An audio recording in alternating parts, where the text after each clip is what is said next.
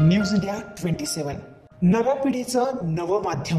महाराष्ट्र नवनिर्माण सेनेचे अध्यक्ष हिंदू जननायक सन्माननीय राज ठाकरे तसेच पक्षाचे नेते तथा महाराष्ट्र नवनिर्माण विद्यार्थी सेनेचे अध्यक्ष अमित ठाकरे यांच्या आदेशाने आणि त्यांच्या प्रमुख मार्गदर्शनाखाली पक्षाचा वर्धापन दिन येत्या 9 मार्च रोजी नाशिकमध्ये संपन्न होणार असल्याचे समजताच आणि तसे संकेत सन्माननीय साहेबांकडून मिळाल्यानंतर नाशिक राजगड कार्यालयात तसेच सर्व नाशिक शहर आणि जिल्हा कार्यकारिणीचे पदाधिकाऱ्यांमध्ये व राजसाहेबांवर प्रेम करणाऱ्या महाराष्ट्र सैनिकांमध्ये जल्लोष निर्माण झाला। पक्षाचा वर्धापन दिन नाशिकमध्ये होणार असल्याचे वृत्त कळता संपूर्ण जिल्ह्यामध्ये नवचैतन्य निर्माण झाले। या कार्यक्रमासाठी जवळपास 1 महिन्यापासून नाशिक जिल्ह्यातील सर्व पदाधिकारी आणि वरिष्ठगण तयारीला लागलेले आहेत। शहरामध्ये सगळीकडे सजावटीचे काम, शेकडो कमानी वरती महाराष्ट्रातून येणाऱ्या महाराष्ट्र सैनिक व सर्व पदाधिकाऱ्यांचे स्वागत करणारे फलक लावण्यात आले आहे।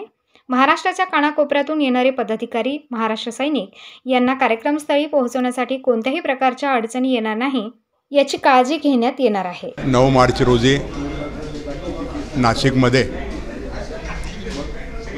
पक्षाचा वर्धापन दिन साजरा होत आहे आणि त्या वर्धापना दिनासाठी महाराष्ट्रातनं जिल्हा अध्यक्ष, नेते मंडळी, पक्षाचे सरचिटणीस, पक्षाचे उपाध्यक्ष, जिल्हा अध्यक्ष, त्या जिल्ह्यातले तालुका अध्यक्ष, त्या तालुक्यातले शहर अध्यक्ष आणि सर्व मान्यवर ह्या नाशिकमध्ये 7 तारखेला येत आहे। आणि खरोखर आपण जर बघितलं तर नाशिकमध्ये 2012ला जी मनसेची लाट होती तीच लाट या वर्धापन दिनानिमित्त आपल्या सर्वांना बघायला मिळते। खरं तर शेवटी या विषयावरती आदरणीय राजसाहेब हे मार्गदर्शन करणार आहे।